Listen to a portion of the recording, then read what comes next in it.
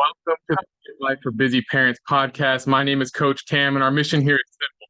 We want to be able to empower you as a busy parent or a busy adult to be able to go after your goals with a series of proven strategies with flexibility to fit your lifestyle. So, today we are going to be talking about my experience going through college, my experience going through university, and really where that led me to in life. Okay, because I think this is a very important journey, especially when we're relating it back to fitness and talking about how I got to the point where we're at right now, being the CEO of Title Training and the lead head coach at Title Training, right? So, first things first, my journey right after high school started off with me supposed to be going to a 4-year university right out the bat, right? That was exactly what my parents had always taught me. That was supposed to be the game plan from day one.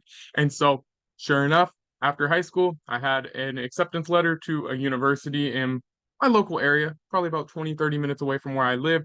And it was perfect. It was exactly where I was going to go. I was ready for it, ready to get it done. So, I messed around being an 18-year-old kid, didn't really pay attention to all the deadlines of things, and ultimately, long story short, I didn't get to go to that college, right? I didn't meet the deadlines. They rejected my, tentative acceptance, and I ended up going to community college. Now, because again, this wasn't the standard that my parents had put out for me, right? This wasn't the expectation. This isn't where I was supposed to be going. I started having immediately a panic attack. And all that I really heard around me was how much I needed to pay attention because community college, right, in this example, was not something that was going to support me very well.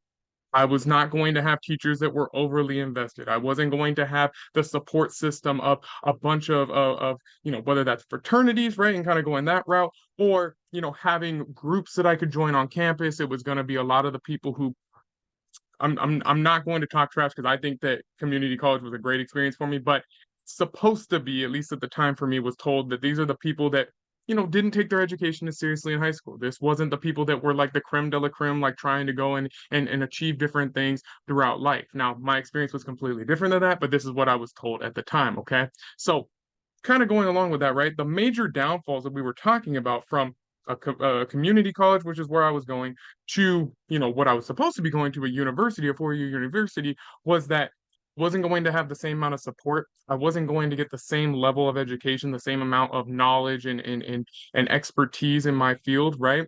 And it was ultimately going to lead me to potentially falling through the cracks, right? I wasn't going to have that bulletproof, guaranteed success, support, speaking life into me, giving me the college experience, right? So this is how I started off my journey going into college, was kind of believing this stuff and going in. And ultimately it ended up being better than I anticipated. I did have good support. I did fairly well my first semester that I went to college. I was really obviously scared and needed to do as well as humanly possible in my mind. So I ended up getting into like an honor society and did really well. Like I was able to have the support and the people around me that led me to being able to be successful on this journey. So it wasn't exactly what I was told, right, and what I was scared of, but at the same time, I think it gave an important message to me about how much support really matters, how much having the right people around you, having people that are speaking life into you, that believe in themselves, that are also chasing their goals, right, and giving you permission to believe that you should chase after your goals, how important a lot of these basic fundamentals of just my mindset, right, and the way that I interacted with people on a daily basis, what really, really shaped my ability to believe in myself and really go out there and get this done. So fast forward, 2 years, right? Because I did 2 years at community college. I was ready to go to the university, right? I got accepted. I was ready to do my back 2 years at the university. Now, a big thing that I kept getting told throughout the time at community college was that I should still watch my workload, right? I shouldn't go crazy with classes. I shouldn't take, 5 or 6 or 7 classes at a time.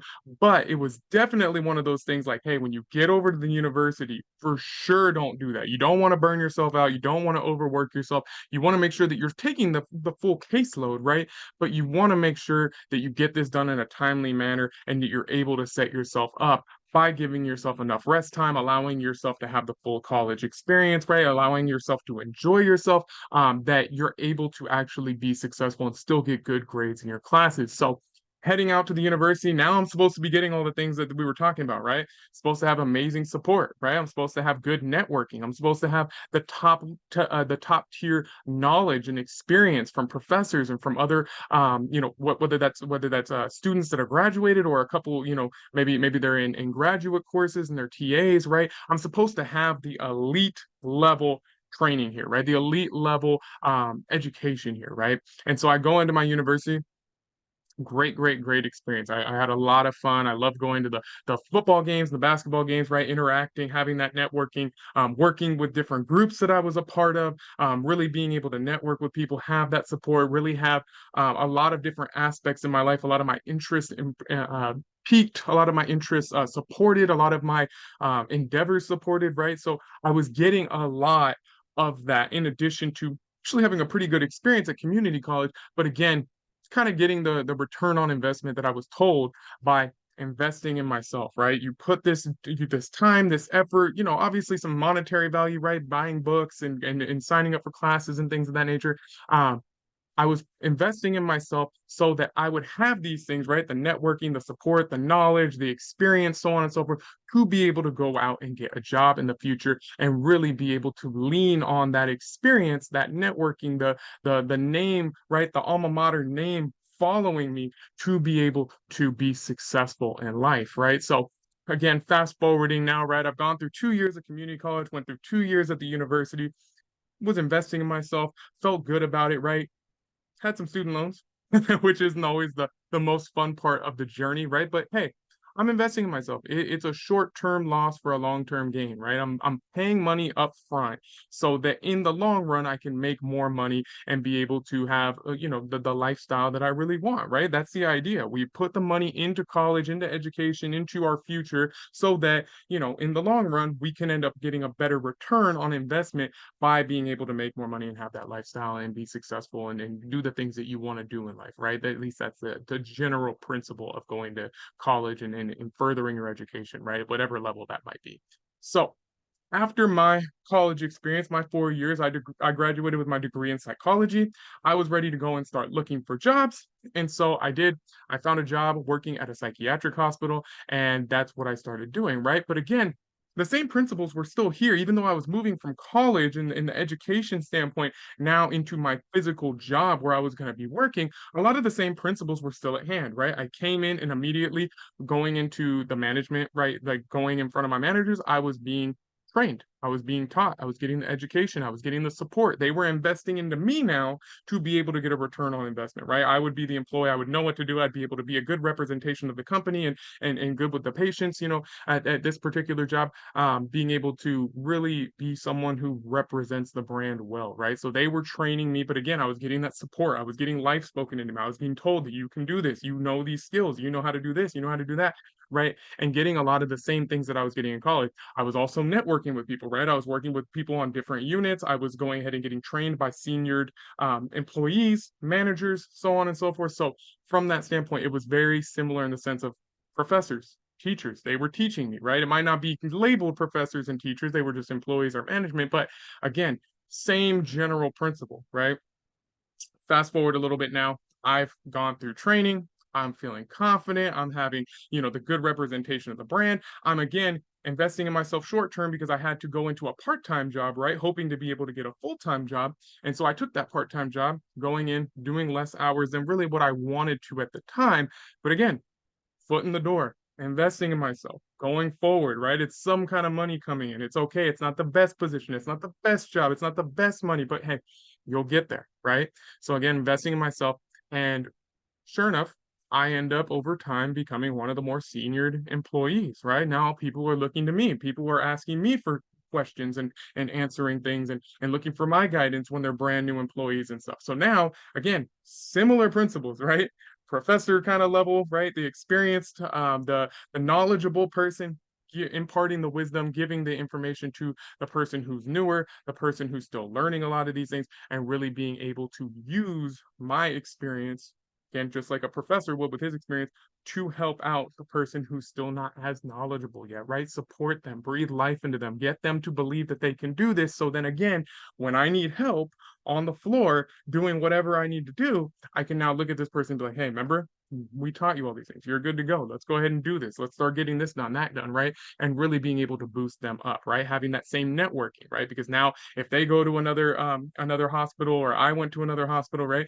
If they came in and were like, hey, I'm looking for a job, we've worked together. We have networking. I know that you're a good employee. You know I'm a good employee. We bring each other in. We're able to work together, right? A lot of the same principles here, right? So with all that being said, right, we've talked about my college experience. We've talked about how I ended up getting my job and training and all this stuff. And you might be thinking at this point, like, Cam, I've also gone to college, or I know people that have gone to college, and I also know people who have gotten jobs, or I've had a job in the past. Why are we talking about this? Right? What is the purpose of going through this, right?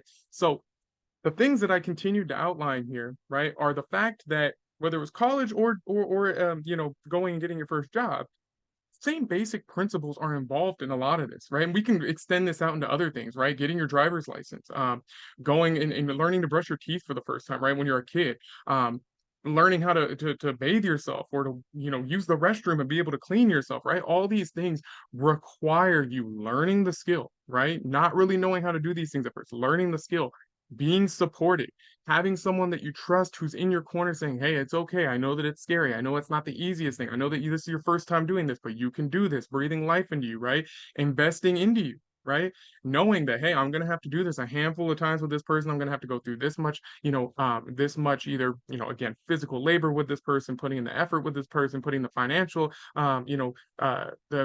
investment into this, so on and so forth. But again, investing so that they can get the return later. So flash flash forward, right, to the point where now I'm in the gym. I'm not a coach at this point. I'm just on my fitness journey. I'm in the gym more. I'm going 5, 6 days, 7 days a week, going double, workouts and stuff like that. And let's revisit my mindset here, right? So I'm going to the gym. I'm not very knowledgeable at this point, right? I'm new to the gym, but I'm going a lot because that's what I'm seeing online. A lot of people are going a lot. A lot of people are going multiple days to the gym, or more multiple times a day to the gym, going multiple days throughout the week, right? So on and so forth. I'm going to the gym and I'm seeing similar people at the gym, right? And so going in, but I'm not networking with anybody. I have my headphones on. I don't really want to talk to people. I'm coming in, I'm getting in my workout, I'm heading out. I'm not really, willing to get any workout plans from anybody. I don't want anybody to tell me what to do. It's very me versus me. It's about me being better than I was the day before. It was about no one can tell me what to do, right? I don't need someone else. I know how to work out. I know how to eat. I know this, that, and the other. And my question that I didn't realize at the time, but I ask now is, why is this the case? Because from a very, very young age, we almost exclusively ignore this type of thinking, other than in the gym. Like, I really start to question it because look at it. We just talked about it with school, right? Education, training for your first job, learning how to drive, right? Ride a bike, uh, brush your teeth, learning how to use the restroom, putting on clothes, right? Anything that we really learn how to do, walk, right? Eat, feed ourselves, right? Drink water on our own, so on and so forth. Use a phone, anything.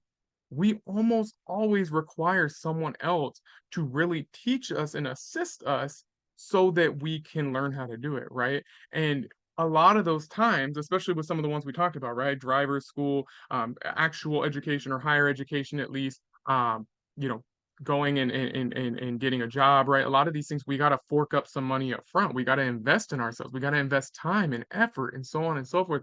But with the gym, although I guess you could say that, well, I invested in a gym membership, um, we really don't want that same kind of energy. That's not what social media provides and promotes, right? It promotes doing it on your own, and you're alone in this, and you don't need any friends, you don't need accountability, you can do this on your own, so on and so forth. So it just really became a very interesting like thought process to me, and I started thinking about it, especially as I started moving into coaching and started hearing this from people like, oh no, I don't need help, man. Yeah, I'm struggling to lose weight. Yeah, I haven't, really been able to keep it off for the last 17 years that I've been trying to lose weight, but I don't need help. I know how to go to the gym. I know how to eat. I know what I need to do. I just don't do it.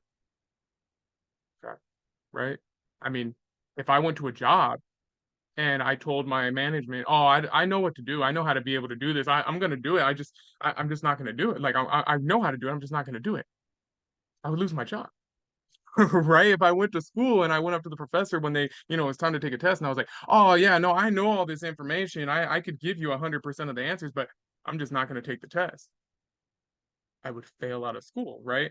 And so, you might be saying, well, that's exactly what happens, Cam. But that's my point is that people are failing on their journey, right? They're making the mistakes that they don't need to make. Again, the same way we would with school or with a job or learning how to drive, right? We wouldn't start driving and then be like, oh, well, I mean, I don't need to, I know how to drive, but I don't need the driver's education, and I'm just not going to drive the right way. I'm just going to make my own. Like we'd get tickets, we'd get fined, we'd probably get arrested, right? And so that's where like the confusion came to me when people were telling me this and when I'm, trying to help people and saying, hey, like I have this experience, I've been through this, I know how to have this proven strategy here with this, I've helped X amount of people over here, hundreds of people be able to do this, that, and the other. And people are like, no, no, I know how to do it on my own, right? And so what I really started to realize is that this is just like a mindset, but in reality, right? Because at first I was questioning it and thinking, oh, well, that if with fitness it doesn't work. You're supposed to do it on your own.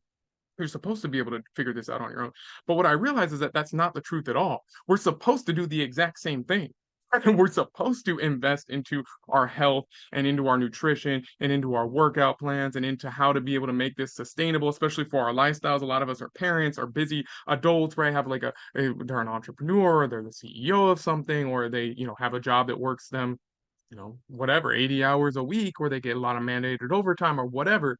And what we're supposed to be doing is investing into this so that we can again get that return on investment, which would be better health, better energy, better longevity, right? Being able to avoid, being overweight, one, but also, avoid diabetes, avoid hypertension, right? Or high blood pressure, avoid high cholesterol, avoid heart disease, avoid kidney disease, avoid all these things. But again, we've been trained to believe, no, I don't need that. I can do this on my own. Even to the point that I know people will actually laugh at you if you want to go and get a coach because they're like, oh, what? You don't know how to be able to lift a couple weights. You don't know how to pick up a dumbbell. You don't know how to be able to put food into your mouth. You need someone to silver spoon feed you, right? You need that spoon fed approach. And we get made fun of for that, but we do that almost virtually with nothing else. So what I really realized is that investing in your health, right? Investing in a coach, investing in nutrition plan or a dietitian or whatever it might be for you, depending on your situation, is really like getting your PhD, but getting your PhD in confidence and accomplishment, right? Because what this is going to do is, yes, it's going to be able to help you reach the goal that you're signing up for, right? I want to lose X amount of pounds. Yes, I want to be able to put on muscle. I want to be able to get, faster, have more endurance so I can go and play sports and do the things that I want to do, so on and so forth, whatever your goal is. But you're going to be able to have the other parts of it that aren't necessarily physical, right? We're going to start feeling better about ourselves. All of a sudden, wait, I've been eating different. Now my energy levels are higher.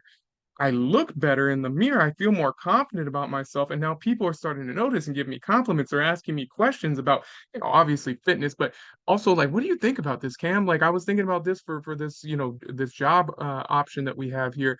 Do you think that's a good idea? I don't know, a couple weeks ago, you weren't asking me questions at all. Why are you asking my opinion now, right? People start to, whether you say it's fortunately or unfortunately, the reality is people treat you differently when you have confidence. It's not necessarily that you have, a six pack or biceps or anything like that. I think that that's not necessarily true. I think people relate those two, but I think it's usually the confidence because you could be overweight, you could have, the things that maybe someone at the beginning of a fitness journey would have, right? But still have that confidence. And I think people would respect you the same way. But again, even if you're a confident individual, losing the weight, getting stronger, being able to love the energy levels that you have, not having back pain and knee pain and oh, the gym's so difficult and feeling limited, right? So on and so forth. You're going to feel more confident, even if you already had confidence, right? So it's still going to benefit you regardless. And so what this is going to do though, which is the really cool part, is that yes, you start to feel more confident, more accomplished, but you start to also have this manifest into your career, right? Because all of a sudden, like I said, people are asking for your opinions. They're starting to look at you as a leader. They're starting to look at you as somebody who has a lot of the traits that we attribute with people who go to the gym and that are constantly getting results, right? Not just going to the gym, but getting the results. Oh, they have discipline, right? They're really accountable, right? They have good genetics, right? Might be one that people think they're really determined, right? When they put their mind to something, they get it done, right? These are all positive traits that we believe about people who are in good shape because again, it takes effort. You can't buy it. You have to go and do it yourself, right? So again, this can start to now manifest into so many different arenas that at first we were just like, well, I want better health. I want to be able to chase my kids around and have better energy, which is awesome. I love that why. That's a great motivator to be able to go out there and get it done. But in addition to that, you don't realize all the benefits, right? And an example that I can give you is that along my journey in my previous career, I started to work inside of a jail. And when I first started working there, I had actually gained a ton of weight right before I started that job. It was a super unsustainable diet that I was doing prior to that. I was eating like one meal a day, 900 calories a day, fasting for 20 plus hours a day. And I gained like I think 25 or 30 pounds before I started that job. So when I first went in, right, and I'm around all these deputies and a lot of them work out and they're in good shape. They're really tall, right? They're in better shape than I am for sure. They're not really giving me much attention. I come in and they introduce me like, hey, what's going on, man? All right, cool. As I start to get in really good shape, right? And now my muscles are starting to pop out, my shirts are starting to show that my biceps and my chest and my shoulders are starting to pop out. All of a sudden the deputies are coming over and like, oh, what's going on, man? Fist bump. Like, hey man, how's everything going, man? We gonna see you in the gym later, this, that, and the other, and making jokes and paying attention, right? And again, you could say it's because of the physique, but I think it more so is what it is that I'm walking around now. I'm looking up instead of looking down, right? I'm not hunched over and just kind of like holding my stuff and like, all right, what's up? But rather I have that confidence. So I'm back here now. My shoulders are back, my chest is up. I'm looking at people, I'm saying hi. I have a smile on my face, right? I'm feeling more accomplished. I'm feeling better. I have more self-belief, so on and so forth. So now people in my career are starting to look at me differently. My boss is starting to ask me questions about, Cam, what do you think about if we started doing this? Do you think that that would be a good idea? They didn't care what I thought about 6 weeks ago, right? Or 4 months ago, or whatever time frame you want to say. But all of a sudden, you have all these questions for me, right? And that I think is the true beauty again of investing in your health. This is what we do with everything else in life is we go out here and we invest into ourselves. We go to college. We, sign up for driver's school. We have our, obviously as a kid, our parents teach us how to walk and brush our teeth and put on our clothes, right? We need that person to invest into us to be able to get that return on investment and learn how to do this on our own. We do this with even like books and stuff like that, right? We go out there and we buy a book because we want to learn the knowledge. We're investing in ourselves, and then we have it, right? But when it comes to fitness, and I talked about this last week on our episode with Beth, people will for sure go out there and buy all kinds of things, clothing, food, get a car, right? Go on a weekend vacation, right? Without even thinking about the money that they're spending. But when it comes to investing in our health, it's like, no, I don't really have the time for that. Or, I don't think I have that much money to be able to do that. Interesting. But how much do you spend on Amazon? I actually had 4 boxes come to my house this week, and they were each about $25 a piece. So I spend about $100 a week. Okay. How much do you spend on fast food, right? Convenience items, going to gas stations, getting, an energy drink, right? This, that, and the other. Actually, I spend a good amount of money on it. Okay. Right. So we have the money. We have the time usually even too, because a coach, if a coach is good at what they do, right? And I would agree that I'm good at what I do. I'm not going to toot my own horn, but I'm going based off of what my clients say. I have strategies to fit almost any lifestyle. I have a strategy. If you only have 10 minutes a day, we can get it done. You have 30 minutes a day, hold it. You have 45 minutes to an hour a day, we're talking easy money. You got 2 hours a day, call it. Sign the dotted line. We're good to go. We're going to get you those results guaranteed, right? So again, a lot of the things that we're talking about here are just because of the unknown, which would be the exact same thing if you didn't invest in yourself to go to college. It would be the exact same thing if you didn't invest in yourself to get that first job. You wouldn't go out there and apply for that job because you're scared of getting rejected because you don't have the experience. You wouldn't go out there and say, "Hey, I can go and get this job," or even let's use another example. I wouldn't go and get behind the wheel of a car and say, "Hey, I can get on the freeway," if I had never gone through any type of training before, whether that's my parents or buying, whatever the local driving school instruction, whatever it might be, even doing it through school. I don't know whether they do that anymore, but I know they used to do that back in the day. Um, Having that experience, right? Knowing the unknown, knowing what it's like to drive, knowing what it's like to go to school and get some background in what this information is, getting the training for that job to be able to go and perform the duties is revealing that curtain to understand the unknown. The same thing is true with coaching and with fitness, but you have to invest in it the same way that you do everything else. We've just been taught not to do that, that's not acceptable. That's not what you need to do. You can do it on your own. Don't invest in that. That's a scheme. You can do this on your own. And again, I'm not saying that you can't. You could do it on your own. You could go out there and spend the time and the effort to search Google and figure out, exactly your calorie deficit, figure out exactly how much protein, what type of diet you're going to do, how that would relate to the workouts that you're going to do, how many workouts a week you should be doing, what's the split that you're doing, how much cardio should you be doing, is water necessary, should I be sleeping this much, I have a newborn baby, I don't know that I can sleep that much. Bam, you see, just from a few moments of going through this in our heads, all of a sudden it's too hectic for most people to spend the 2+ years putting in the research to figure it out that makes sense for them. Plus all the trial and error that you got to do to see if this even works for you, right? And if you need to make adjustments, and what's going to give you confidence that any of this is going to get it done when you're just trying to figure it out on the fly by yourself. Just the same way, getting behind the wheel and throwing it into drive and trying to figure out which way you need to turn the steering wheel and which pedal you need to push. All of a sudden it becomes overwhelming. You're like, look, I want someone to teach. That's what fitness coaching is. That's what the purpose of investing in your health is for, is to be able to have that confidence, right? That you're going to be fine, that this strategy is dedicated to your lifestyle. It's customized strictly to you. You're going to have people, whether that's your coach, whether that's a team, whether that's a combination of people, being in your corner and supporting you and breathing life in you, just like they do in college, just like they do when you go to driving school, just like they do when you start your first job. This is what we're used to, but we're not willing to accept it with fitness. So I challenge you in the comments below, okay? Tell me if this is you. Are you this person? Does this sound familiar that you need the strategy, you need the training, right? You need the coaching on this. You need the support and you continue to struggle over and over and over again, but you're a hard pass if anybody offers the help. If that's you, there's no shame in your game, but let us know in the comments below and let's see if we can strategize on this together, right? Let's see if we can figure out how to be able to customize your game plan and see if we can actually get you to have a cohesive strategy that's going to lend itself to being able to get the results that you want, okay? Because I guarantee you that right there is the part that you're missing. If you're struggling, if you don't know how to be able to get this done, if you're like, why isn't this working for me? This is the piece you're missing, is the cohesive strategy, the speaking life into you, someone walking you through how to be able to do all this, answer your questions on a daily basis, be able to be in your corner, continue to support you, motivate you, inspire you, and speak life into you to get this done once and for all.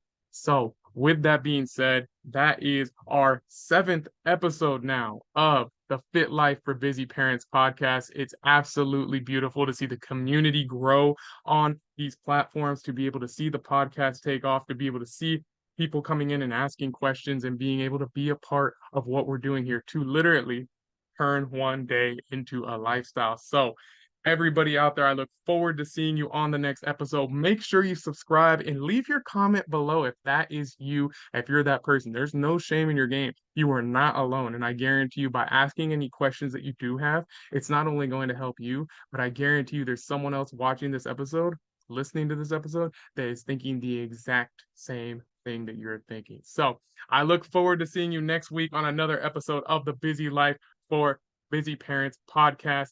Let's get after it, guys. I will see you next episode.